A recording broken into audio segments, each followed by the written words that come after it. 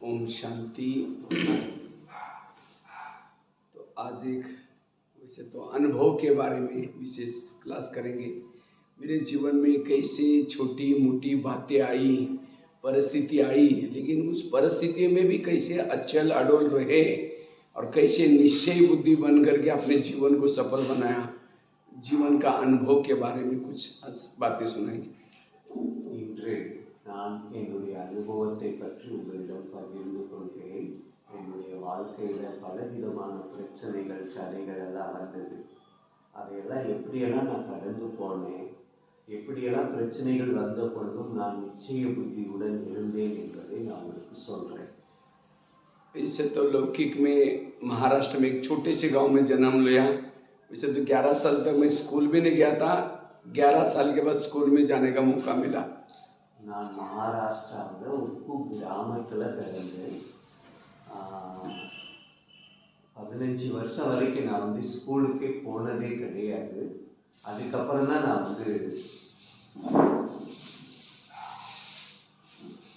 School पकमे போனேன். तो क्योंकि घर में पढ़े लिखे कोई थे नहीं, इसलिए उन्होंने भी मुझे स्कूल में नहीं डाला था। लेकिन हमारे 11 साल के बाद हमारे खेती से रोज़ बच्चा जाता था।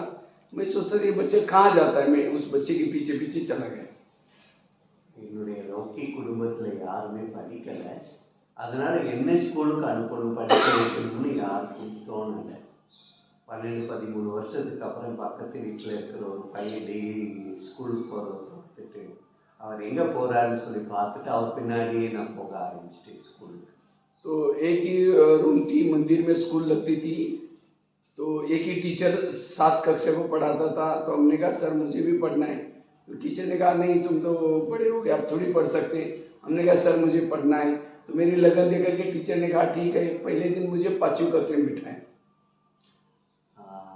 நான் ஸ்கூலுக்கு போனேன். அந்த ஸ்கூலில் ஒரே ஒரு டீச்சர் தான். அந்த டீச்சர்கிட்ட நான் சொன்னேன் இந்த மாதிரி நான் படிக்கணும்னு. அப்போ அந்த டீச்சர் சொன்னார், உனக்கு வயசாகிடுச்சு, இப்போ உனக்கு ஸ்கூல்லலாம் சேர்த்துக்க முடியாது, அதனால் இந்த ஸ்கூலில் உனக்கு அட்மிஷனாக போட முடியாதுன்னா, இப்போ இல்லை சார் நான் படித்தே ஆகணும்னு சொல்லி என்னுடைய ஆர்வத்தை நான் வெளிப்படுத்துறதுக்கு பார்த்துட்டு சரி நீ வா அப்படின்னு சொல்லி சேர்த்துக்கிட்டேன். तो रोज़ जब जाना शुरू किया तो घर वालों ने मना किया कि रोज़ आप कहाँ जाते हैं। हमने कहा स्कूल में। कहा कि अपने पैसे ने नहीं जाना, मना किया। டெய்லி போகிற பார்த்தது உடனே வீட்டில் இருக்கிறவங்க நீ எங்கே போகிற அப்படின்னு சொல்லி கேட்டாங்க. சொல்லி ஸ்கூலுக்கு போகிறேன்னு. இல்லை இல்லை நீ போகக்கூடாது அப்படின்னு சொல்லி அவங்களும் சொல்ல ஆரம்பித்தாங்க, தடை போட ஆரம்பித்தாங்க. मैंने कहा मैं पैसे नहीं मांगूंगा, बिना पैसे का पढ़ूंगा। कहा कि ऐसे जाना तो भले जाओ। तो मैं रोज़ जब जाता था सवेरे सवेरे हमारे यहाँ नीम के पेड़ होते हैं, उसके बीज इकट्ठा करना, उसके बाद एक करंजी करके पेड़ होता है, उसका बीज इकट्ठा करना, बेचना, खुद अपने पाँव पर खड़ा होकर के ऐसे पढ़ाई करना शुरू किया। நீ ஸ்கூலுக்கு போகிறதா இருந்தால் அது படிக்கிறதுக்கு பணம் வேணும்ல, எங்களால் தான் பணம் கொடுக்க முடியாது அப்படின்னு சொல்லி வீட்டில் சொல்லிட்டாங்க. பட் பிரதர் என்ன சொன்னார், இல்லை நீங்கள் கொடுக்க வேண்டாம், நான் அவங்ககிட்ட எந்த பணமும் கேட்க மாட்டேன். तो साथ டெய்லி காலையில் இருந்துட்டு என்னென்ன கொஞ்சம் பணம் சம்பாதிக்கிறதுக்கு என்ன வேலை பார்க்கணுமோ மார்னிங் டயத்தில் சம்பாதிக்கிறதுக்காக கொஞ்சம் நம்ம நியூஸ் பேப்பர் போடுவோம் இல்லையா, அது போல் ஒர்க் பண்ண ஆரம்பித்தேன். तो 7वीं कक्षा में जब गए, 7वीं कक्षा में बोर्ड की परीक्षा थी। तो टीचर ने कहा तुम डायरी पेन नहीं लाते, कल से स्कूल में नहीं आओ। तो मैं सोचा अब क्या करेंगे। तो मैं रद्दी से पुरानी डायरी लाता था और पहले स्याही से लिखते थे। रद्दी की डायरी को पानी से धुलाई करके फिर लिखता था। ஆரம்பத்தில் ஒன்றுமே கொண்டு போக மாட்டார் ஸ்கூலுக்கு போகும்போது. அப்போ டீச்சர் சொன்னாரா, நீ எழுதுறதுக்கு கூட ஒன்றும் கொண்டு வர மாட்டேங்கிறீங்க அப்படின்னு. அப்போது ரொம்ப பழைய டைரி ஒன்று எழுததா, அந்த டைரியில் அந்த சைடில் எழுதுவாங்க, ஆல்ரெடி எழுதியிருக்கு அந்த டைரியில் சைடில் உட்காந்து எழுதுவாரா அவர் धुलाई करके। हाँ धुलाई करके फिर वो उसको पानी में पहले इंक से लिखते थे ना, इंक वाले का अगर पानी से धुलाई करके स्याही सारे साफ हो जाते, फिर उसको धूप में सुखा करके फिर कड़क हो जाता, फिर धागे से चला करके धागे। இந்த டைரியிலலாம் அந்த காலத்தில் இங்கு பேனாவில் தான் எழுதுவாங்க. ஸோ தண்ணியில் நனைச்சோம் அப்படின்னா அந்த இங்கெல்லாம் என்ன போயிடும். அப்புறம் அது காய வச்சுட்டு திரும்ப அந்த டைரி யூஸ் பண்ணுவாரா எழுதுறது. तो ऐसे करके पढ़ाई कर रहे थे। लेकिन वहाँ उस गांव में काफ़ी सारे ऐसे वैसे कई झगड़े करता था, कहीं कोई क्या कर। तो मैं बचपन से सोचता था ये ऐसे लोग क्यों कर रहे हैं, मुझे धीरे धीरे इसे वैराग आने लगा। அந்த கிராமத்தில் வந்து அடிக்கடி சண்டை சச்சரவுகள்லாம் ஏற்படும். ஏன் சண்டை போடுறாங்க அப்படியெல்லாம் நான் திங்க் பண்ணி பார்க்கும்போது அந்த ஊர் மேலே கிராமத்தின் மேலே எனக்கு வைராகியம் வந்துருச்சு. उसके बाद जब 7वीं तो पूरा किया, हमारे गांव के अंदर 7 कक्षाएं थी। फिर उसके बाद दूसरे गांव में पढ़ने के लिए गया था, वहाँ हॉस्टल में रहता था।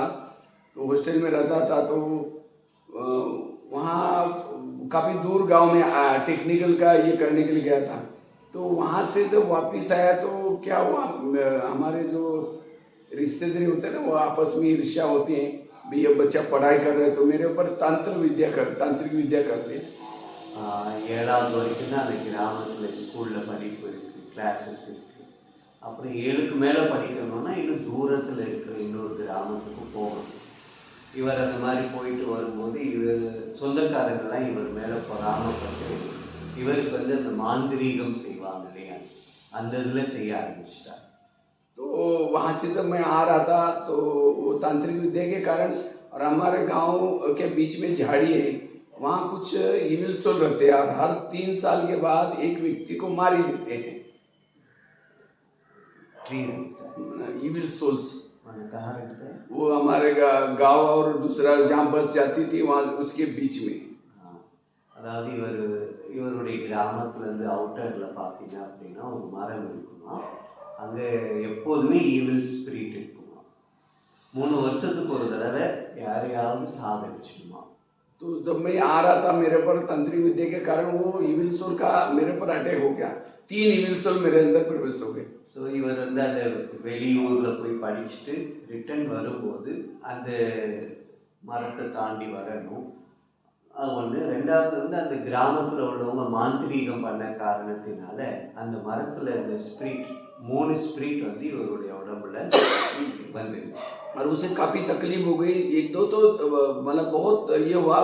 उसके बाद जब घर में आए तो काफ़ी तकलीफ होने लगी. फिर बाद में 1-2 बार तो ऐसा हुआ कि मेरा शरीर भी छूट गया, जलाने के लिए लकड़ियाँ भी घर वाले लेके आए थे, सारे रो रहे थे. मेरे को तो कुछ होश नहीं था लेकिन घर वाले सब बताते थे.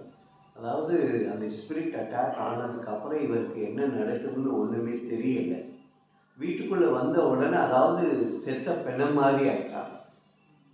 அதை வீட்டில் உள்ளவங்க பார்த்துட்டு என்ன நினைச்சாங்க, கிராமத்து உள்ளவங்க தானே இறந்துட்டாருன்னே நினச்சிட்டு அடக்கம் பண்ணுற எரிக்கிறதுக்காக கொண்டு போயிட்டாங்களா, அவர் மேலே வந்து அந்த கட்டையெல்லாம் வச்சிட்டாங்க. तो 2-3 बार ऐसा हुआ. फिर किसी ने मेरे चेहरे की तरफ देखा कि कहा कि इसको कुछ नहीं हो सकता. और ऐसा हुआ उस गांव में हर साल में एक पता पड़ा भाई.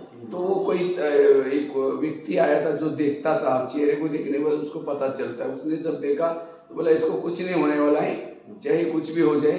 तो गांव में एक ऐसा ये हुआ कि हर साल में 3 साल में एक व्यक्ति को मार देता है, लेकिन उसमें से मेरा एक एग्जाम्पल हुआ, मेरे को कुछ नहीं हुआ. அதாவது அப்படிலாம் எரிக்க போகும்போது ஒருத்தர் வந்து பார்த்தாராம், முகம் பார்த்தோன்னே சொல்லிட்டாராம் இவருக்கு ஒன்றுமே இல்லை, இவருக்கு ஒன்றும் ஆகாது, நல்லா தான் இருக்கிறாரு அப்படின்னு சொல்லிட்டு போயிட்டாராம். 3 வருஷத்துக்கு ஒரு தடவை அந்த ஸ்பிரிட்டோட அட்டாக் இருக்கும். ஆனால் அதுக்குள்ளேருந்து வெளியே வந்தது பிரதர் மட்டும்தான், எக்ஸாம்பிள் ஆகிட்டாரு. तो उसके बाद फिर मैं धीरे धीरे सोचता कि आखिर इविल सोल वगैरह क्यों आते. तो किसी ने मेरे को कहा भक्ति कभी करते नहीं, क्योंकि मैं उस समय तक वो कोई भक्ति वगैरह करता नहीं. उसके बाद फिर मैंने एक भक्ति करना शुरू किया, एक गुरु को बनाया और वो विभूति लेते थे, राग जैसा होता है, उसको कुछ मंत्र जब तक करके उसको फूकना होता है आपकी जो इच्छा है, तो वो करना मैंने शुरू किया. இவர் யோசிக்க ஆரம்பித்தார் ஈவில் ஸ்பிரிட் அட்டாக் பண்ணுறது அப்படின்னு. அப்போ மக்கள் சொன்னாங்களா, தெரிஞ்சவங்க, நீ பக்தி பண்ணாத காரணத்தோட இப்படி வருது. அப்போ நான் வந்து ஒரு குருவை செலக்ட் பண்ணிவிட்டு அந்த குரு சொல்கிறத கேட்க ஆரம்பித்தேன். டெய்லி நைட் என்ன பண்ணுவேன்னா எனக்கு விபூதி கொடுப்பாங்க, அந்த விபூதி வச்சு நான் வந்து அர்ச்சனை பண்ண ஆரம்பித்தேன், ஒரு மூர்த்தியை வச்சு. उसके बाद जिन्होंने मेरे ऊपर वो तांत्रिक विद्या किया था वो हमारा चाचा बोलते मतलब ये. तो उन्होंने क्या किया, एक बार हमारे घर का कुछ बांध तोड़ रहे थे ज़मीन का.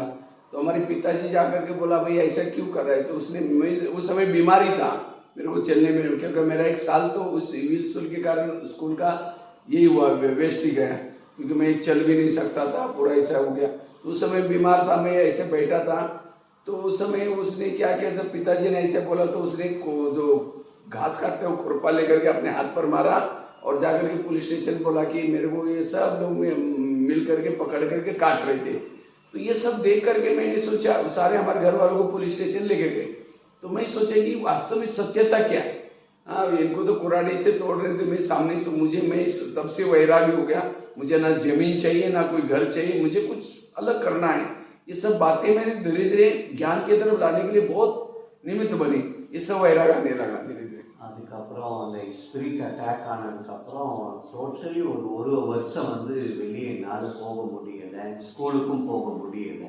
அப்போ வீட்டில் இருக்கும்போது அவங்களுடைய சொந்தக்காரங்கெல்லாம் வந்து என்ன பண்ணாங்க, இடத்துக்காகன்னு சண்டை போடுவோம், இங்கே இருக்கக்கூடிய இடத்துக்காக சண்டை போட வந்தாங்களாம். சண்டை போட வந்த ஒரு சித்தப்பா என்ன பண்ணிட்டாரா, அருவாள் எடுத்துட்டு அவருடைய கையில் லேசாக கிராக் பண்ணிட்டாராம். கிராக் பண்ணிவிட்டு போலீஸ் ஸ்டேஷனில் போய் இந்த மாதிரி இவங்க எல்லாம் வந்து என்னை வந்து கொலை பண்ண பார்க்குறாங்க அப்படின்னு கம்ப்ளைண்ட் பண்ணிட்டாங்களாம். இவங்களுடைய வீட்டில் உள்ள எல்லோருமே அந்த டயத்தில் போலீஸ் ஸ்டேஷன் போக வேண்டிய சூழ்நிலை வந்துச்சு. அப்போ பிரதருக்கு வந்து என்ன தாட் வந்ததா, எனக்கு ஏன் இந்த மாதிரி மக்கள் இடத்துக்காக நிலத்துக்காக சண்டை போடுறாங்க. அப்போவே எனக்கு வைராகியம் வந்துடுச்சு, எனக்கு பணமும் வேண்டாம், எனக்கு நிலமும் வேண்டாம், எனக்கு ஒன்றுமே வேண்டாம் அப்படின்னு எனக்கு தோணுச்சு. उसके बाद हमारे वो जो भाई है, लौकिक भाई, उसकी शादी हो गई बड़े भाई की। तो शादी होने के बाद उसके पत्नी ने क्या किया, उसको घर लेके गए, शराब पिलाया, मारा पीटा। तो ये सब देख करके मुझे लगता है शादी तो सुख के लिए की जाती है, और ये तो ऐसा होता है। तब से मेरे को संकल्प है कि मुझे शादी नहीं करनी है जीवन में।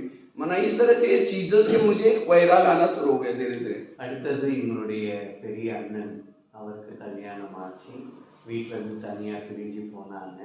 போன இடத்துல அந்த பொண்ணு என்ன பண்ணிச்சா, தண்ணி கெட்ட வழியில் குடிக்க வைக்கிறது, தண்ணி குடிக்க வைக்கிறது, இந்த மாதிரியெல்லாம் கெட்ட பழக்கத்தை உருவாக்கி விட்டுட்டாங்களாம். அப்போ இவருக்கு வந்து எனக்கு கல்யாணமும் வேண்டாம், அந்த விஷயத்தில் எனக்கு வைராகியம் வந்துச்சு. उसके बाद फिर मैंने दोबारा स्कूल ज्वाइन करना शुरू किया, 8वीं और 9वीं। तो हमारे गांव में स्कूल नहीं था, तो नज़दीकी गांव में स्कूल था, तो वहाँ मैं हॉस्टल में रहता था, हॉस्टल में बच्चों के साथ रहता था। लेकिन हॉस्टल के कई बच्चे कहते थे चलो हम आपको, क्योंकि मेरी गरीबी थी इसीलिए कहते चलो कोई आपको फिल्म दिखाता हो, ये करता था। लेकिन मैं वो भक्ति करता था, तब से मैंने सोचा नहीं, मुझे अब ये सब चीज़ें होने से मुझे लगता है मुझे कुछ करके जाना है, इसीलिए इसे वैराग। मैं बोला नहीं मैं ये नहीं कुछ करूँगा, मुझे सर फिल्म वगैरह नहीं देखना है। तो कई बच्चे ये करते, लेकिन मेरा पढ़ाई की तरफ वगैरह उससे ध्यान लगना शुरू हो गया धीरे धीरे। அப்புறம் 8வது ஜாயின் பண்ணாராம். எங்களுடைய ஊரில் கிடையாது ஸ்கூல், பக்கத்து ஊருக்கு போகணும். அங்கே ஹாஸ்டலில் தான் தங்கி படித்தேன். 8வது படிக்கும்போது நண்பர்களெல்லாம் அப்படி இருந்தாங்க, நீ ஃபிலிம் போகலாம் வா அப்படின்லாம் கூப்பிட்டாங்க. ஆனால் எனக்கு பக்தியில் ரொம்ப ஆர்வம் இருந்தது. அதே நேரத்தில் வீட்டில் நடக்கிற அந்த விஷயங்கள்லாம் பார்க்கும்போது எனக்கு வைராகியம் வந்த காரணத்தினால நான் ஃபிலிம் எல்லாம் வரமாட்டேன் அப்படின்னு சொல்லிட்டேன் அவங்ககிட்ட. तो फिर उसके बाद 9वीं तक मेरी पढ़ाई की। 9वीं के बाद 10वीं में जाने के लिए थोड़ा बोर्ड की परीक्षा होती है, तो उसके लिए पैसा चाहिए। तो मेरे पास पैसे थे ही नहीं, तो किसी ने कहा आप पैसा कमा के आओ, फिर बाद में पढ़ाई करो। एक सूरत करके शहर है गुजरात में, वहाँ नौकरी लगते हैं वहाँ। तो मेरे को किसी ने जब बताया तो मेरे को मन में आया कि हाँ ये ऐसा करना चाहिए, क्योंकि घर में तो पैसे देंगे नहीं। तो मैंने सोचा मैं कमाई करके आऊँगा। तो मैंने क्या किया, ज़िंदगी में कभी भी मैं ट्रैवलिंग नहीं किया था, बस में नहीं गया था, लेकिन मेरे को किसी ने लिख करके दिया, उस अनुसार मैं क्या क्या सूरत पहुँच गया। 9வது வகுப்பு முடிச்சுட்டு 10th போகும்போது அதுக்கு வந்து பைசா கொஞ்சம் தேவைப்படும் செலவுக்காக, படிப்புக்காக. அப்போ வந்து பணம் இல்லைன்னா உனக்கு படிக்கிறதுக்கு ஸ்கூலில் சேர்த்துக்க முடியாதுன்னு சொல்லிட்டாங்க. அப்போது ஒருத்தர் சொன்னாரா, குஜராத் நம்ம போகிற வழியில் சூரத் இருக்குது, அந்த இடத்துக்கு போனால் உனக்கு வேலை கிடைக்கும், நீயே சம்பாதிச்சு படிக்கலாமேன்னு சொன்னதுனால அவங்க கொடுத்த, இதுவரைக்கும் என்னுடைய வாழ்க்கையில் நான் வந்து பஸ் ட்ராவலோ ட்ரெயின் ட்ராவலோ வெளியே எங்கேயுமே ட்ராவல் பண்ணதில் ஃபஸ்ட் டைமாக அவங்க கொடுத்த விலாசத்தை வச்சு நான் வந்து सूरत வந்து சேர்ந்தேன். जब मैं सूरत गया तो फिर मेरे को जब वहाँ गया तो फिर पता चला वहाँ रहेंगे कैसे, क्योंकि मैं तो सोचा कि गांव जैसा होगा कोई, लेकिन मैंने ज़िंदगी में पहली बार देखा इतना बड़ा शहर। तो मैं मेरे पास वो मेरा स्कूल का ड्रेस था, खाकी चड्डी और हाफ कुर्ता और मराठी वाली टोपी पहन करके, एक लाइन कोई बैग भी नहीं था, नायलॉन में एक थैला था, एक टॉवल और ये था, कुछ था ही नहीं। तो सवेरे से लेकर के मैं वहाँ घूम रहा था, अब करेंगे क्या, यहाँ तक तो आ गया लेकिन रहेंगे कैसे। तो एक मुसलमान ने मेरे को क्या किया, शाम को बोला बेटा इधर आओ। कहा कि तुम 3-4 बार यहाँ से गए, किसको ढूंढ रहे। मैंने कहा मैं ऐसे ऐसे महाराष्ट्र से आया हूँ, मेरे पास पैसे नहीं, मैं कमाई करके बेटा कहाँ रहेंगे, आओ मेरे घर में रहो। तो उन्होंने मुझे अपने घर में बुलाया और खाना खिलाया और रात को उसके पास सोए। நான் பாட்டுக்க கிளம்பி சூரத்துக்கு வந்துட்டேன். ஆனால் எங்கே தங்குறது எனக்கு ஒன்றுமே தெரியலை. அந்த டயத்தில் நான் வந்து ஸ்கூலுக்கு போனால் எந்த ட்ரெஸ்ஸு போடுவாங்களோ அந்த ட்ரெஸ்ஸோடையே அப்படியே வந்துட்டேன். கையில் பேக் எல்லாம் கிடையாது, ஒரு டவல் மட்டும் எடுத்துகிட்டு பையில் எடுத்து வச்சுட்டு வந்துட்டேன். நான் ஒரே சந்தில் 3-4 தடவை போகிறத பார்த்துட்டு ஒரு முஸ்லீம் பிரதர் வந்து கூப்பிட்டு கேட்டார், நான் உன்னை அடிக்கடி பார்க்குறேனே, எங்கே போயிட்டு வர, யாரை தேடுற நீ அப்படின்னு சொல்லி கேட்டார். கேட்டதுக்கப்புறம் இந்த மாதிரி வீட்டு விஷயங்கள் சொன்னேன். சரி வா என் வீட்டில் தங்கிக்கோ அப்படின்னு சொல்லிட்டு சாப்பாடெல்லாம் கொடுத்தார். फिर रात को सोए तो सवेरे मेरे को उसका मन बदल गया कि कहा कि मैं आपको नौकरी ढूंढूंगा। फिर उसने शाम को आया ऑफिस से तो कहा कि आपके लिए मैंने नौकरी ढूंढी, अब जब तक आपको इधर उधर दोस्ती बने तब तक तुम मेरे घर में रहना। लेकिन वो मांसाहारी वगैरह खाते थे, लेकिन मैं विभूति लेता था, मैं कहता था ये मैं कुछ खाऊंगा नहीं। तो उन्होंने कहा कि आपको अलग से बना कर देंगे, तो मेरे को अलग से बना कर देते थे। कुछ समय के बाद मेरे व्यवहार का इतना अच्छा प्रभाव पड़ा, उन्होंने भी मांसाहार करना भी बंद कर दिया और वो बच्चों ने भी मेरे साथ इतनी दोस्ती की, मेरे को जैसे भाई समझते थे, मेरे बिना वो रहते नहीं थे। इस तरह से बिल्कुल उनको अच्छा लगने लगा। तो इस तरह से मैंने 1 साल तक वहाँ रहा और 1 साल तक मैंने 400-500 रुपये कमाया। அவங்க வீட்டில் இருந்தப்போ முஸ்லீம் இல்லையா, அவங்க முஸ்லீம்னாலே என்வி சாப்பிடுவாங்க. இவர் சொல்லிட்டாரா எனக்கு என்வி எல்லாம் சாப்பாடு பிடிக்காது, நான் பியூர் வெஜிடேரியன் தான் சாப்பிடுவேன் அப்படின்னு சொன்னவொன்னே, பரவாயில்ல நான் உனக்காக தனியாக சமைச்சு கொடுக்குறேன்னு சொல்லிட்டு அந்த முஸ்லீம் சொல்லிட்டு இவருக்காகவே தனியாக சமைச்சு கொடுத்தாங்களா. ஏறத்தாழ அவங்க வீட்டில் இருந்த சகோதரர்கள் பசங்க எல்லாம் ரொம்ப ஃப்ரெண்ட் ஆகிட்டாங்களா. 1 வருஷம் வரைக்கும் வந்து அங்கேயே இருந்து நான் संभालिए। उसके बाद फिर मेरे को लगा अब जा करके पढ़ाई करना है। तो जब मैं जाने लगा तो सारे रोने लगे वो बच्चे, वो 2-3 लड़कियां भी थी, बच्चे भी थे, सब कहते भाई जान आप क्यों जा रहे हैं। मैं बोला नहीं मुझे जा करके पढ़ाई करना है। नहीं आपके बिना हम रहेंगे नहीं है। मैं बोला नहीं मेरे को तो जाना है, ऐसे ऐसे करके फिर मैं निकल गया। तो मेरे को उस समय तो ट्रेन का रिजर्वेशन वगैरह गत्ती की टिकट रहती थी, तो डायरेक्ट ट्रेन की टिकट नहीं मिलती, मतलब उस समय डायरेक्ट ट्रेन चलती नहीं थी। तो मैं वहाँ से बॉम्बे तक आ गया। ஸோ அந்த சம்பாதிச்சதுக்கப்புறம் நான் திரும்ப ஊருக்கு போய் படிக்க போகிறேன் அப்படின்னு சொன்னோன்னே வீட்டில் உள்ளவங்க ரொம்ப வருத்தப்பட்டாங்க. அந்த வீட்டில் 2 பெண் குழந்தைங்க 2 பசங்க இருந்தாங்க. எல்லாருமே நீ போயிட்டான்னா எங்களால் இருக்க முடியாது அப்படிலாம் சொல்லிட்டு இருந்தாங்க. இல்லை நான் கண்டிப்பாக போய் படிக்கணும் அப்படின்னு சொல்லிட்டு கிளம்பிட்டேன்.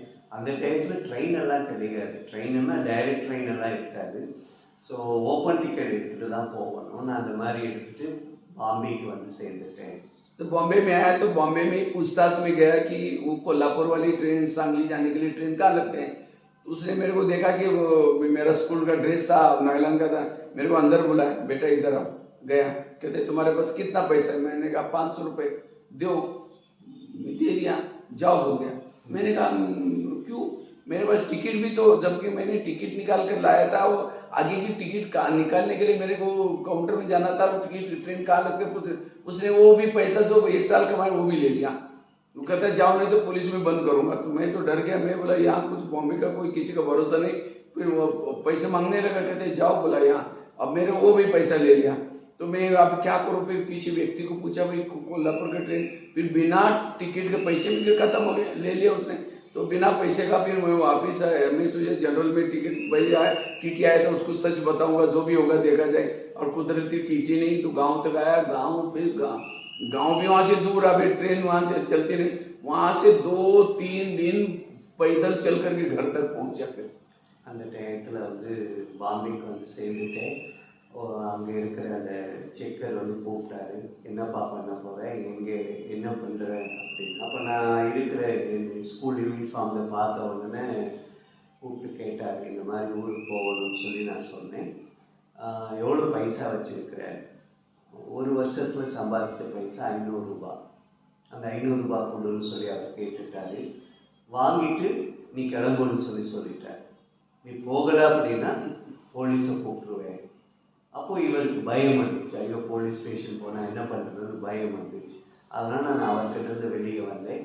வந்துட்டு ஒரு ஜென்ரல் கோச் சொல்லுவாங்க இல்லையா, அதில் ஏறிட்டு நான் ஊருக்கு போயிட்டேன். ஊருக்கு போகிறதுனால உங்களுக்கு வந்து ஸ்டேஷன் வந்து பக்கமெல்லாம் கிடையாது.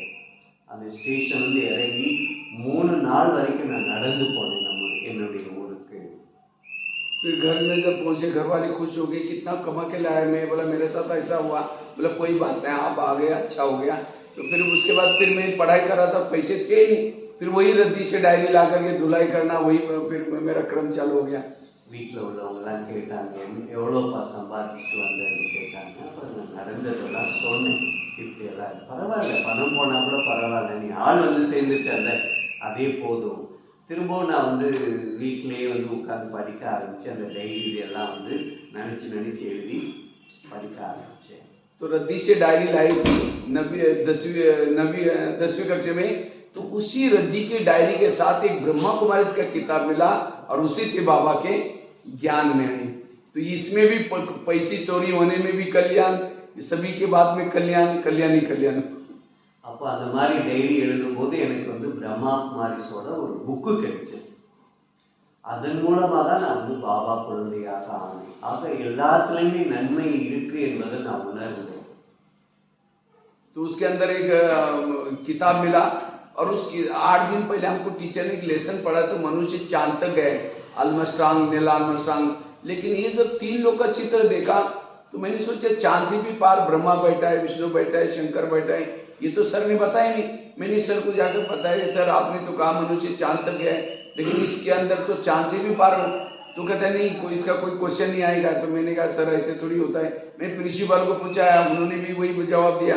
फिर लोगों को पूछता था। आखिर मैंने क्या किया, जो मराठी में किताब छपा था वहाँ पत्र लिखा, आदरणीय ब्रह्मा कुमारी आप तो चंद्रमा जी भी पार गए, आप लोगों ने अपना नाम जगरों पे में क्यों नहीं लिख पाया। तो वहाँ से एक पत्र आया, आप 10 रुपये भेजे, इसके बारे में जानकारी देंगे। मेरे पास 10 रुपये तो था ही नहीं। कुएं से ला करके पानी बेचता रहा, 2 पैसा 3 पैसा। 6 महीने में 10 रुपये इकट्ठा किया, एमओ से भेजा और उसी से मुझे हर महीने में एक किताब आता था। और करस्पॉन्डेंट कोर्स से मेरा 6-7 महीने में कोर्स हो गया। ஸோ இந்த மாதிரி வந்து புக்கில் வந்து அந்த 3 லோகங்கள் இருக்கும் இல்லையா, அதில் வந்து சூரியன் சந்திரன் மண்டலத்துக்கு மேலே பிரம்மா விஷ்ணு சங்கர் உட்கார்ந்துருக்கிற மாதிரி படம் இருக்கும். அந்த இது பார்த்ததுக்கப்புறம் நான் வந்து ஸ்கூல் டீச்சர்கிட்ட போய் கேட்டேன். டீச்சர் என்ன சொல்லுவார் அப்படின்னா, மனிதர்கள் வந்து சந்திர மண்டலம் வரைக்கும் தான் போக முடியும், அதுக்கு மேலே யாரும் போக முடியாதுன்னு சொல்லி நீங்கள் சொன்னீங்க. ஆனால் இங்கே பார்த்தீங்க அப்படின்னா 3 பேர் மேலே உட்கார்ந்துருக்காங்க. இவங்களால் எப்படி சார் போக முடியுது? அவரால் சரியாக பதில் சொல்ல முடியலை. அப்புறம் நான் பிரின்ஸ்பால்கிட்ட போய் கேட்டேன், அவராலையும் சரியாக பதில் சொல்ல முடியலை. அதுக்கப்புறம் இந்த புக்கில் வந்து பிரிண்ட் பண்ணியிருப்பாங்க, பிரிண்டிங் ப்ரெஸ், அந்த அட்ரஸுக்கு நான் வந்து தபால் எழுதி போட்டேன். இது மாதிரி எனக்கு டவுட் இருக்குது, சந்தேகம் இருக்குது, எனக்கு சந்தேகம் நிவர்த்தி பண்ணுது. அப்புறம் அவங்க பதில் அனுப்புனாங்க, நீ 10 ரூபா அனுப்புனா அப்படின்னா நம்ம வந்து இதனுடைய விளக்கம் அனுப்புகிறோம்னு சொன்னாங்க. அப்புறம் நான் வந்து எம்ஓ பண்ணேன், மணி ஆர்டர் அனுப்புனேன் 10 ரூபா. அதுக்கப்புறம் அவங்க வந்து அந்த கரஸ்பாண்டன்ஸ் கோர்ஸ் பாபா வீட்டில் 1 வார பாடம் வந்து கரஸ்பாண்டன்ஸ் கோர்ஸ் மூலமாக அனுப்புனாங்க. நான் ஃபுல்லாக அதை கம்ப்ளீட் பண்ணி படித்தேன். तो इस तरह से बाबा के ज्ञान में आए। मतलब उस समय तो ज्ञान को कुछ पता नहीं था। केवल मैं क्या करता था, रद्दी से वो डायरी मिल लेती, उसमें से जो किताब आते थे उसको बार बार पढ़ता था, क्योंकि वो मुझे इसका सेंटर कहाँ है क्या कुछ पता नहीं था। बस उसको पढ़ता था, योग लगाता था। तो 10वीं में बोर्ड में फर्स्ट नंबर लिया। 10वीं के बाद ITI का कोर्स करने के लिए बड़े शहर में चला गया। எனக்கு வந்து அந்த அளவுக்குலாம் அந்த டயத்தில் ஞானம் எல்லாம் கிடையாது. புக்கு வரும், அது படித்தேன். மாதம் புக்கு அனுப்புனாங்க அவங்க. அந்த புக்கு வச்சு நான் படிப்பேன், நானாக உட்காந்து யோகா பண்ணுவேன். ஸோ அந்த யோகா நல்லா பண்ண காரணத்தினால நான் 10th வந்து ஃபஸ்ட்டு வந்துட்டேன். ஸோ +1 படிக்கிறதுக்கு நான் பெரிய स्कूल सिटी की போக வேண்டிய சூழ்நிலை வந்தது. जब ITI को कोर्स करने के लिए गए थे, 1 साल मेरा ITI पूरा हुआ था, तो उस समय वो किताबों को मैं बार बार पढ़ता था। मेरे को कोई दोस्त बोलते थे अरे ये क्या पढ़ते हैं, ये ऐसा है, लेकिन फिर भी मैं उनकी सुनता नहीं था, पढ़ता। तो एक बार अचानक वहाँ एक प्रोग्राम हो गया और ब्रह्मा कुमारी का गीता पाठशाला खुल गई। நான் வந்து பெரிய படிப்புக்காக அங்கே போன இடத்துல புக் வச்சு படிக்கும்போது நண்பர்கள்லாம் கேட்டாங்க, என்னப்பா நீ இந்த மாதிரிலாம் புக் வச்சு படிக்கிறேன்னு சொல்லிட்டு. இல்லை, எனக்கு இதில் தான் ஆர்வம் இருக்குன்னு சொல்லிட்டு படிச்சுட்டு இருந்தேன். அப்புறம் திடீர்னு பார்த்தா இவர் எந்த ஊரில் படிச்சுட்டு இருந்தாரோ அங்கே பிரம்மா குமாரிஸோட ஒரு கீதா பாடசாலை திறக்கப்பட்டது. तो पहली दिन जब मैं गीता पाठशाला में गया था, वहाँ मुरली चल रही थी, बच्चे तुम आत्मा हो। पहली मुरली सुनी तो आत्मा हो, बच्चे तुम आत्मा हो, ये पूरा आत्मा के ऊपर मुरली थी। तो मैंने सोचा ये ब्रह्मा कुमारी का मूल लेसन है आत्मा का। मैं बाहर जाकर के अपने हाथ पर भी लिख दिया कि मैं आत्मा हूँ। यहाँ भी लिखा हुआ है, इसी हाथ पर भी लिखा हुआ है, और मैंने उसका अभ्यास करना शुरू किया। நான் முதலில் பாபா வீட்டுக்குள்ளே நுழைஞ்ச உடனே அன்னைக்கு முரளியில் என்ன இருந்ததுன்னா, நீ ஆத்மா நீ ஆத்மான்னு சொல்லி இருந்தது. அன்னைக்கு முரளி ஃபுல்லாக ஆத்மா சம்மந்தப்பட்ட வகுப்பாகவே இருந்தது. ஸோ நான் புரிஞ்சுக்கிட்டேன், பிரம்மா குமாரிஸ்னாலே அந்த ஆத்மா விஷயங்கள் தான் இருக்கும். இதன் காரணத்தினால நான் கையில் கூட பச்சை குத்திக்கிட்டேன், நான் ஆத்மான்னு சொல்லிட்டு. उसके बाद फिर मैं रूम लेके रहता था। मेरा घर से टिफिन आता था, सूखी रोटी आती थी, क्योंकि हमारे गांव में तो बस जाती नहीं। एक दूसरे गांव में जहाँ से बस आती थी, वहाँ एक माता जी पहचान वाली थी। मैं वहाँ उस गांव में हॉस्टल में रहता था, तो वो मेरे को जवार की रोटी बना कर देती थी, बस में डालती थी, वो मैं खाता था। एक दिन बाबा की मुरली चली, बच्चे बाहर का भोजन नहीं खाना चाहिए, शुद्ध भोजन खाना चाहिए। अब मुझे तो बनाने भी नहीं आता था, मेरे पास पैसे भी नहीं थे। मैंने सोचा नहीं, मुझे बाबा के श्रीमत का पालन करना। मैं बाहर आकर के प्रतिज्ञा की, आज से मैं कभी भी बाहर का भोजन नहीं खाऊंगा। तो मेरे पास कुछ था ही नहीं। मैं क्या करता था, 8 दिन तो भूखा रहा, कुछ खाए नहीं। तो 8 दिन के बाद किसी माताओं को पता चले ये कुछ खाता नहीं, तो मेरे को एक स्टोव दिया, एक पतीला दिया, चावल उबालते थे, गरम चावल पर शक्कर डाल करके खाते थे। तब से मैंने शुद्ध भोजन खाना शुरू किया, और जिसका परिणाम आज बाबा ने कहा मधुबन में किचन में सेवा दी थी। ஆரம்பத்தில் வந்து எங்களுடைய பிரதரோட ஊர்லேருந்து இவர் படிக்கிற ஸ்கூலுக்கு வந்து பஸ்ஸு கிடையாது. பக்கத்து ஊரில் எங்களுடைய சொந்தக்காரங்க ஒரு மாதாஜி, அவங்க வீட்டிலேருந்து டெய்லி காஞ்ச ரொட்டி மட்டும் அனுப்புவாங்க, பஸ்ஸில் அனுப்பிவிடுவாங்க. இவர் எடுத்து அதை சாப்பிட்டுப்பாங்க. அன்னைக்கு பார்த்து ஒரு நாள் முரளியில் என்ன வந்துச்சு, பவித்திரமான உணவு தான் நீங்கள் சாப்பிடணும், வெளி உணவுகள்லாம் சாப்பிடக்கூடாதுன்னு பாபா சொல்லியிருந்தார். அன்னைக்கு தான் நான் முடிவு எடுத்துட்டேன், வெளியே சாப்பிடவே மாட்டேன். மாதாஜி கையில் கூட அந்த சூக்கா ரொட்டி கூட நான் சாப்பிட மாட்டேன்னு முடிவு பண்ணிட்டேன். ஒரு 8 நாள் வரைக்கும் நான் ஒன்றுமே சாப்பிடாமலேயே இருந்தேன். அப்புறம் தான் அந்த சில மாதாஸ் பார்த்துட்டு ஒரு சாமானாக கொண்டு வந்து கொடுத்தாங்க. நான் என்ன செய்வேன்னா, சாதத்தில் ஜீனி போட்டு மட்டும் சாப்பிடுவேன். அந்த மாதிரி சாப்பிட்டுட்டு இருந்தேன் 4 साल तक, 4 வருஷம் அப்படி நான் சாப்பிட்டுட்டு இருந்தேன். और जिसका परिणाम आज बाबा ने मधुबन में, அதனுடைய ரிசல்ட் இன்னைக்கு பாபா பார்த்தீங்கன்னா மதுபனத்தில் கிச்சன் சேவை எனக்கு பொறுப்பு கொடுத்துருக்காரு. ये उसके बाद ITI पूरा हुआ तो मेरे को कॉल आते थे। जब लेकिन उस समय में ITI था, तो उस समय एक दिन मैं बहन जी को बोला, बहन जी हमारी सेंटर की बहनें आती थी, बहन जी मुझे मधुबन में जाना है, सेवा करना है। कहते तुम गरीब आदमी, तुम क्या करेगा, तुम्हारे पास कोई कला नहीं, विशेषता नहीं। तो मैं एक दिन फिर रात भर बाबा को कहा कि बाबा मुझे आप सेंटर पर भी नहीं रखते। मेरे हमारे साथ में जो कुमारें निकली वो टीचर बन गए, लेकिन हमको तो चांस ही नहीं मिलता। ऐसे करके रात भर बाबा से झगड़ा कर दिया। दूसरे दिन बहन जी का फोन आया, कहते आप अलग से कमरा लेकर के क्यों रहते हो, आप जो गीता पाठशाला है उसके अंदर ही रहो करो, और वही पैसा तुम उसमें दो। और तब से गीता पाठशाला में रहना शुरू कर। அந்த குக்கிராமத்துக்கு வந்து பெரிய சென்டர் வந்து வழி தீதி வருவாங்க, அப்பப்போ கிளாஸ் இருக்குது. அப்போ அந்த பெரிய தீதிக்கிட்ட நான் கேட்டேன், தீதி நான் மதுபன் போகணும் சேவைக்காக அப்படின்னு. அவங்க வந்து அப்போ ஒத்துக்கிறத, உனக்கு ஒன்றுமே தெரியலை, படிப்பும் இல்லை, வருமானமும் இல்லை, ஒன்றுமே இல்லை, நான் எப்படி ஒன்று அனுப்ப முடியும் அப்படின்னு சொல்லிட்டு மதுபன் அனுப்பலை. என் கூட இருந்த குமார்ஸ் எல்லாம் வந்து சமர்ப்பணம் ஆகிட்டாங்க. அப்போ நான் ஒரு நாள் ஃபுல் நைட் நான் பாபா கூட சண்டை போட்டுகிட்டே இருந்தேன். பாபா இப்படி இருக்குது பாபா, நான் வரணும் பாபான்னு சொல்லிட்டு. அடுத்த நாள் வந்து பெரிய தீதி ஃபோன் பண்ணாங்க. அவங்க சொன்னாங்க, நீ தனியாக வீட்டிலலாம் எடுத்து தங்க வேண்டாம், எங்கே கீதா பாடசாலை நடக்குதோ நீ பெட்டி படுக்கலாம் எடுத்துட்டு இங்கேயே வந்துடு அப்படின்னு சொல்லி சொன்னாங்க. और तब से अंदर ही तो उसके बाद समर्पित जैसे हो गया। उसके बाद फिर बाद में ITI पूरा हुआ। ITI पूरा होने के बाद मेरे को कॉल आने लगे कंपनी के, वो कोई ड्रॉप्स में सिविल का अच्छा कोर्स हुआ था, पहला नंबर भी आया था। तो लेकिन मैं सोचता था अभी भी मैं बाबा के ज्ञान में चला हूँ, अभी भी मुरली सुन रहा हूँ, मैं मुरली को अच्छी तरह समझा नहीं। अब मुझे पता नहीं जॉब लगेगा वहाँ, सेंटर होगा या नहीं होगा, मैं उसको फाड़ के फेंकता था, जबकि मेरे पास खाने के लिए कुछ नहीं था और घर में पढ़ाने का मैं अकेला ही था। मुझे नौकरी बहुत जरूरी थी, लेकिन मैंने को लगा कि मुझे पहले ज्ञान को समझना ही, उसके बाद नौकरी तो जन्म जन्मांतर की है, मैं इसको फाड़ के फेंक देता हूँ। இவர் ஐடிஐ படித்ததில் அந்த ஃபஸ்ட்டு வந்துட்டார். ஐடிஐ ஃபஸ்ட்டு வந்த காரணத்தினால பல கம்பெனிகள்லேருந்து இவருக்கு வந்து வேலைக்கான ஆர்டர் வந்தது. ஆனால் நான் என்ன நினச்சேன்னா, எனக்கு வந்து ஞானம் முதல் நான் நல்லா புரிஞ்சிக்கிறேன் அப்படின்னு சொல்லி நினச்சிட்டு அந்த ஆர்டர் வந்தது எல்லாத்தையுமே நான் கிழிச்சு போட்டுட்டேன்.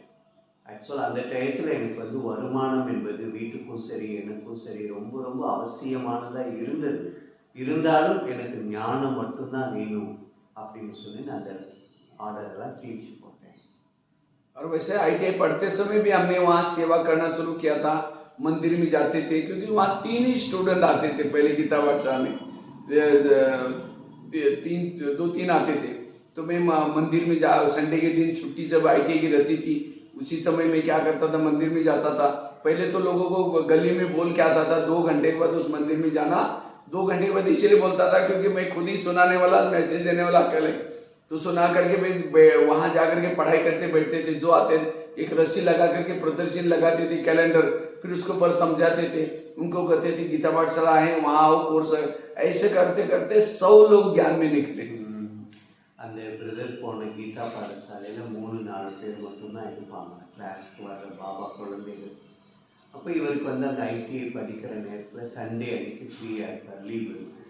அப்போ அந்த கிராமத்தில் உள்ள எல்லோருக்குமே இவர் சொல்லுவார், ஞாயிற்றுக்கிழமை நீங்கள் இந்த கோவிலுக்கு வாங்க, உங்களுக்கு வந்து விசேஷமாக தியான பயிற்சி நடத்துவோம் அப்படின்னு சொல்லி மெசேஜ் சொல்லிவிட்டு இவர் கோவிலுக்கு வந்து ஒரு கயிறு கட்டி அந்த எக்ஸிபிஷன் செட் படங்கள் எல்லாம் மாட்டிடுவாரா, உட்காந்துடுவாங்க தியானத்தில்.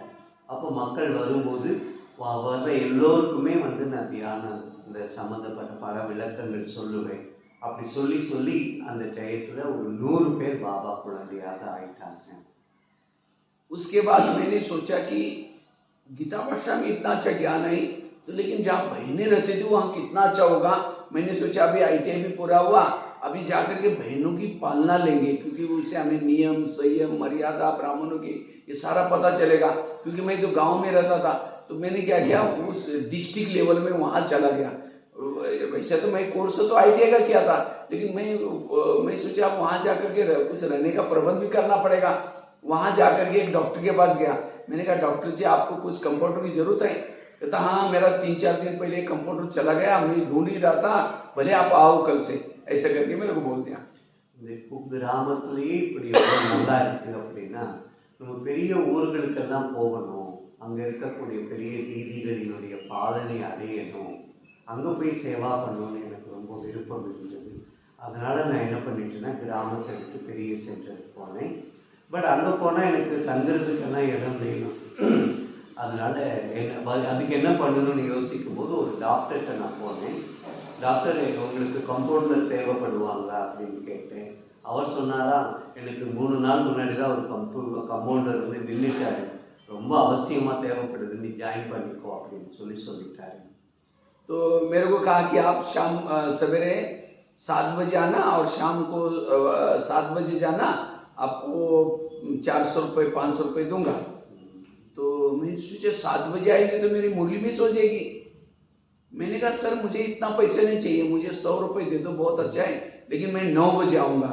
9 से लेकर के रात को 9 तो क्या 10 बजे तक भी करूँगा, लेकिन 7 से 9 मेरा काम, मेरा महत्व का समय है, वो मैं किसी को नहीं दे सकता हूँ। तो मेरे को कहता है कि मैं आपको और पैसे बढ़ा। मैं बोला मुझे पैसे इतना चाहिए नहीं, मुझे 100 रुपये चाहिए। कहता ठीक है, कभी भी आओ कभी भी जाओ। டாக்டர் சொன்னாரா, உனக்கு 500 ரூபாய் கொடுக்குறேன் மாத சம்பளம், காலையில் 7 மணிக்கு வரணும், ராத்திரி 7 மணிக்கு கிளம்பிடணும் அப்படின்னு சொன்னாரா. காலையில் 7 மணிக்கு வந்து முரளி கிளாஸ் மிஸ் ஆகிடும்ல, அதனால டாக்டர்கிட்ட சொல்லிட்டாரு, எனக்கு நீங்கள் 100 ரூபா கொடுத்தா போதும், ஆனால் நான் 9 மணிக்கு தான் வருவேன், எந்த காரணத்தினாலும் நான் முரளி மிஸ் பண்ண மாட்டேன், முடிச்சுட்டு போகிறது நீங்கள் 9 மணி சொன்னாலும் சரி 10 மணி சொன்னாலும் சரி, நான் முடிச்சுட்டு போகிறது எவ்வளோ நேரம் இருந்தாலும் முடிச்சுட்டு போகிறேன். அப்போ டாக்டர் சொன்னாரா, 500 ரூபா விட நான் கூட கொடுக்குறேன், நீ அந்த டைம் வா அப்படின்னு சொன்னாரா. இல்லை டாக்டர், நான் அந்த டைம் வர முடியாதுன்னு சொன்னாரா. சரி இப்போ நீ எப்போ வரணும்னு நினைக்கிறியோ வா, எப்போ போகணும்னு நினைக்கிறியோ போன்னு சொல்லி டாக்டர் சொல்லிட்டாரு. तो मैं क्या करता था, मुरली सुनता था, मुरली सुन करके योग करके नाश्ता करके 9 बजे जाता था, और मुझे काउंटर में कैशियर की सर्विस मिली थी, तो मैं वहाँ जा करके क्या क्या वहाँ बैठता था, और मैंने डॉक्टर से एक परमिशन लेकर के 3 लोग का सामने चित्र लगा दिया। तो मैं क्या करता था, काउंटर में बैठने के बाद जैसे लगता था कि मैं सृष्टि के गोले पर बैठा हूँ, मेरा सिर परमदा में बाबा को बस याद में बैठता था।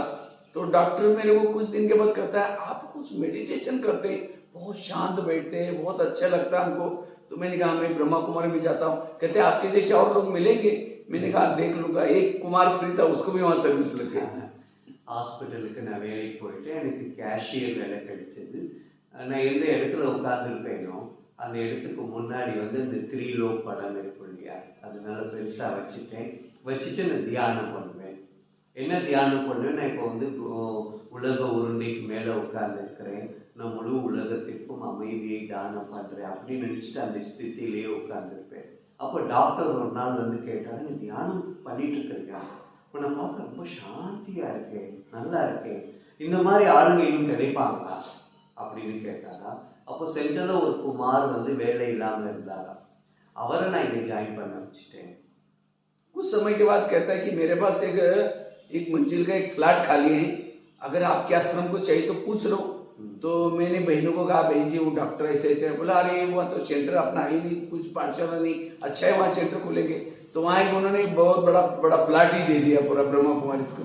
அந்த டாக்டர் அப்புறம் கேட்டாரா, இந்த மாதிரி வந்து தியான கிளாஸ் எல்லாம் நடத்துறதுக்கு உங்களுக்கு இடம் வேணும்னா இங்கே ஒரு பிளாட் இருக்கு, நீங்கள் வேணா அது கேட்டு சொல்கிறீங்களான்னு கேட்டாரா. அப்புறம் பிரதர் போய் கேட்டாரா, இந்த மாதிரி ஒரு டாக்டர் சொல்கிறாரு இடம் வேணும்னா எடுத்துக்க சொல்கிறாரு, ரொம்ப சந்தோஷம், இப்போ நமக்கு தேவைப்படுது அப்படி சொன்ன உடனே டாக்டர் வந்து பாபா கிளாஸ் நடத்துறதுக்கு பிளாட் கொடுத்தாரு.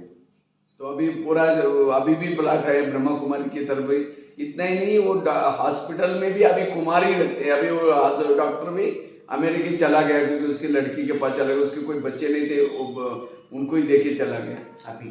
हाँ अभी, और वो भी बीच बीच में आता है, लेकिन है कुमार वही रहते हैं। எந்த ஒரு குமாரை வந்து ஹாஸ்பிட்டலில் ஜாயின் பண்ண வச்சார், அவர் இன்னும் அந்த ஹாஸ்பிட்டலில் ஒர்க் பண்ணிட்டு இருக்கிறாரு.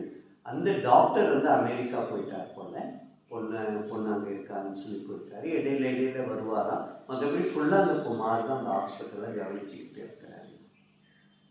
तो इस तरह से, तो एक बार मैं हॉस्पिटल में था, अपने घर की तरफ जा रहा था, तो जाना था मुझे घर की तरफ, लेकिन एक बस दूसरे तहसील की बस लगी थी।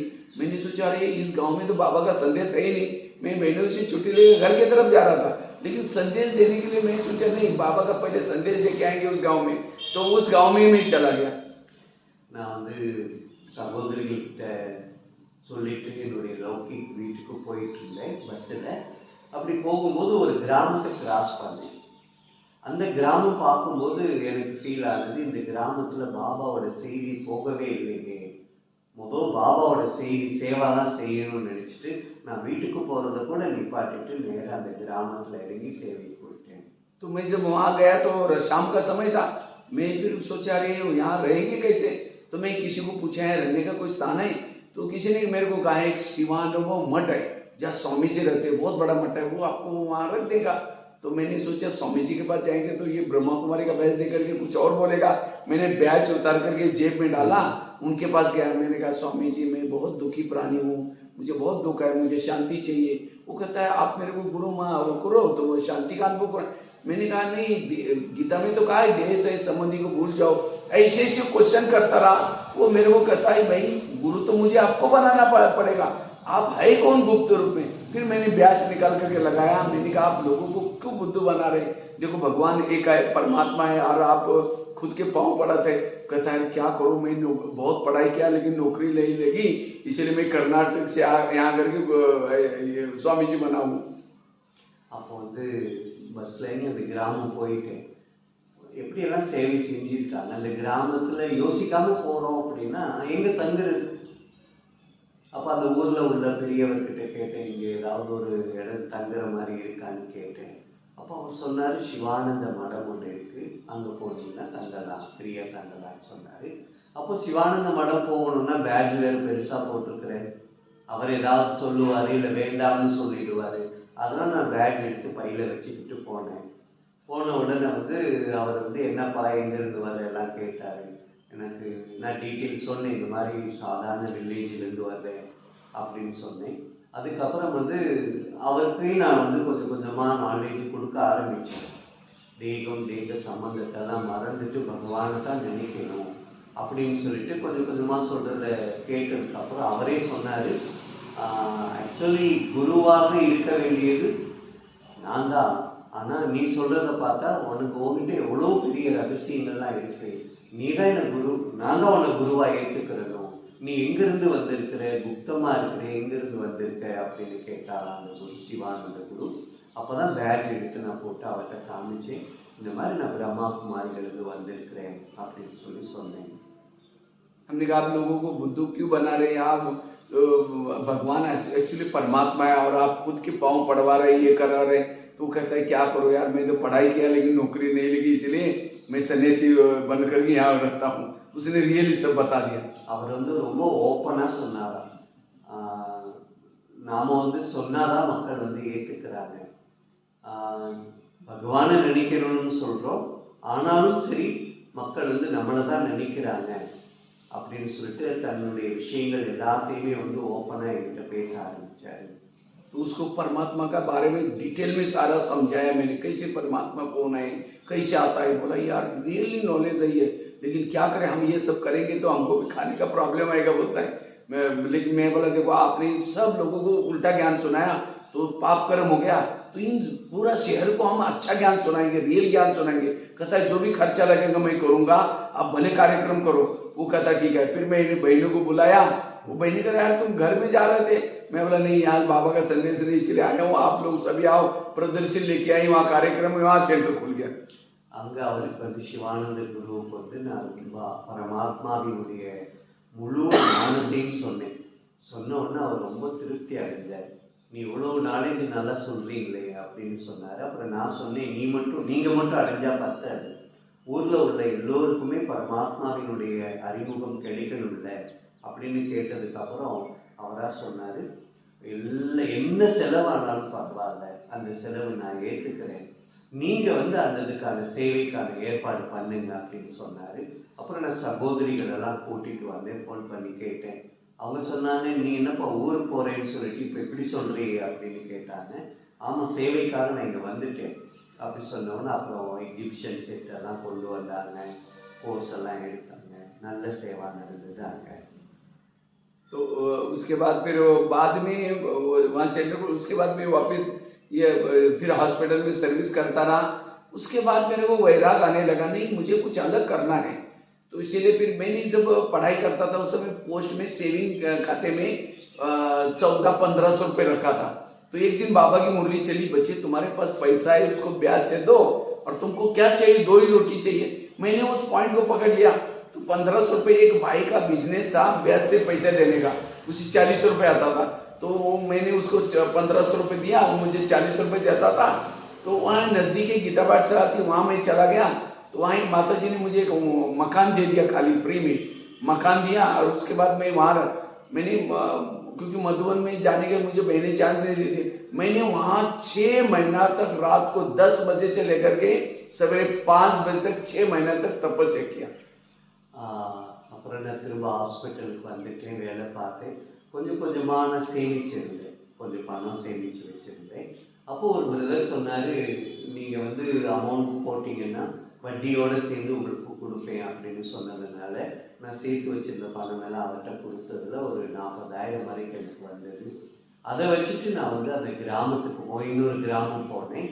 அங்கே வந்து ஒரு 6 மாதம் ஒரு வீடு எடுத்து தங்கிட்டு அந்த வீட்லேயும் நம்ம அந்த மாதாஜிக்கு நானும் கொடுத்த உடனே ஃப்ரீயாக கொடுத்தாங்க வீடும்.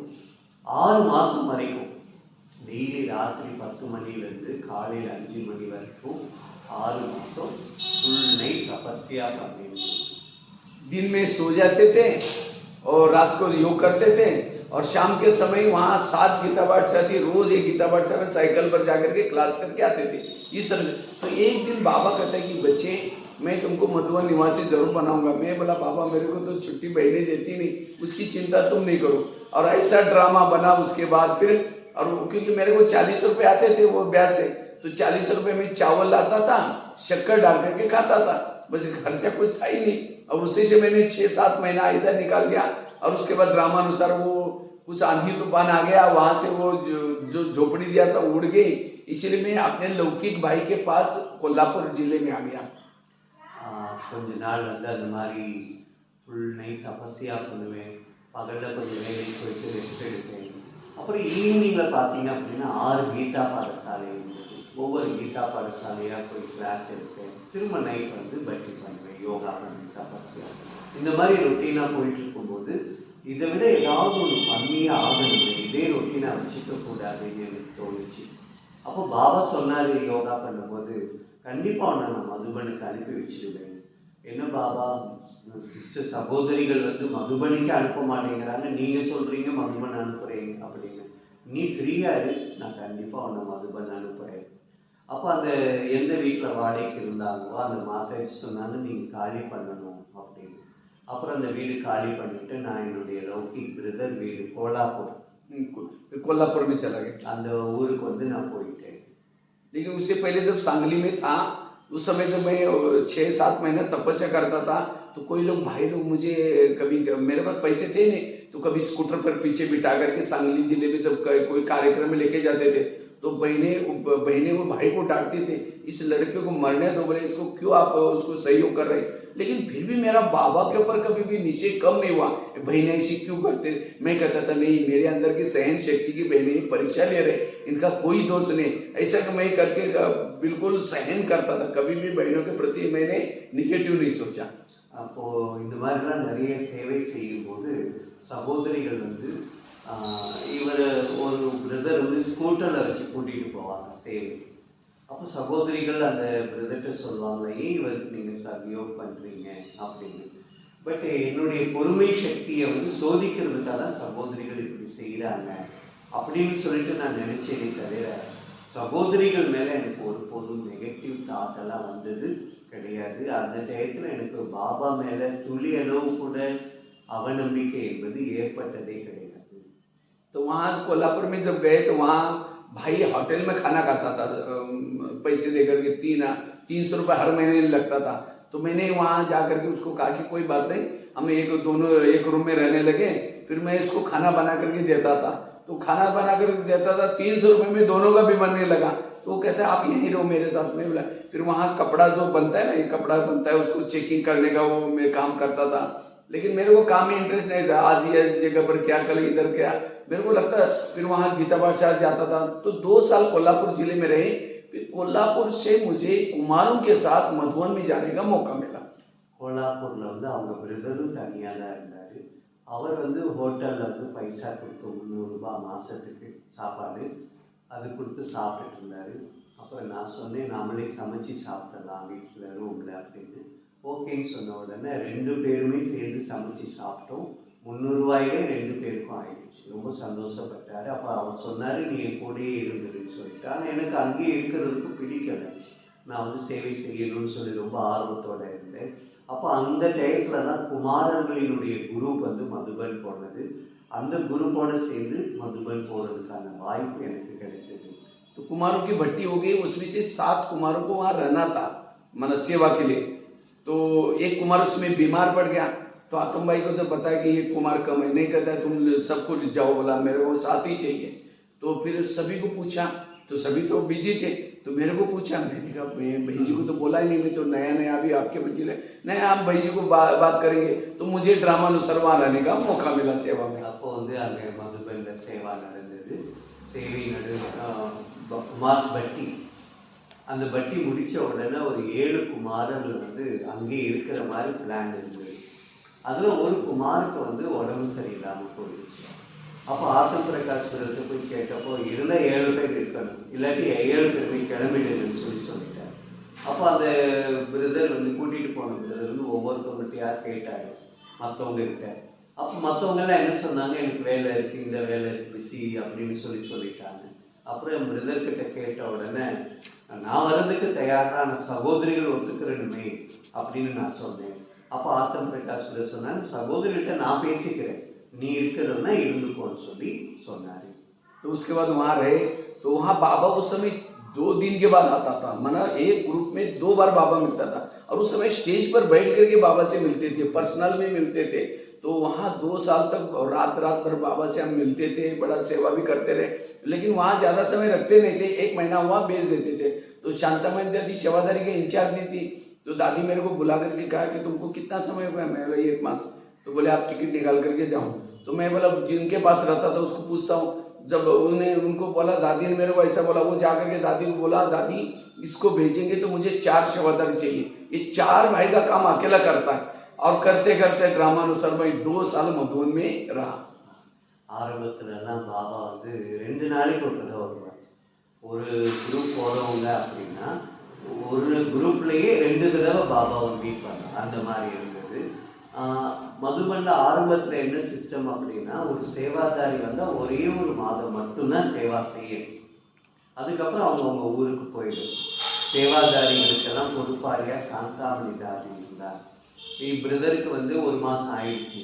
அப்புறம் வந்து சாந்தாமணி தாதி கூப்பிட்டு நீ கிளம்புப்பான்னு சொல்லிட்டாங்க.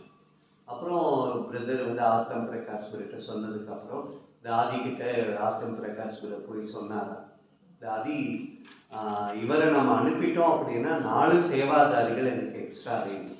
ஏன் அப்படின்னா 4 பேர் செய்கிற சேவையை இவர் ஒருத்தரே செஞ்சுக்கிட்டு இருக்கிறாரு அப்படின்னு சொன்னதுக்கப்புறம், அப்படியா சரி வச்சுக்கோ அப்படின்னு தாதி சொல்லிட்டாங்க. ஒரு 2 வருஷம் வரைக்கும் நான் அப்படியே ஃபுல்லாக मधुबन सेवा பண்ணேன். तो एक दिन बाबा से मिल रहे थे, बाबा कहते बच्ची सेवा मतलब क्यों मधुबन नहीं, बाबा कहीं भी भेजेगा जाएगा? तो हम तो हाथ खड़ा करते थे। दूसरे दिन ऐसा हुआ, गुलजार दादी ने मेरे को किसी के द्वारा बुलाया, कहते मेरे को दादी कहते कि मुझे तो नशे चढ़े यार, बाबा का रथ मुझे बुलाया। तो गया तो दादी कहते तुमने दिल्ली नहीं देखे? मैंने नहीं दादी। तो दिल्ली जाओगे? मैं बोला दादी आप भेजेंगे? कहते आधा घंटे में तैयार होके आना। बस मैंने किसी की बातें, कहती वो बात किसी को सुनाना नहीं, मैंने किसी को सुनाई नहीं। मैंने कहा दादी भेज रहे, जो होगा कल्याण होगा। फिर मैं ड्रामानुसार दिल्ली चला गया। तो दिल्ली में फिर आगे की घटना फिर कभी बाद में सुनाएंगे।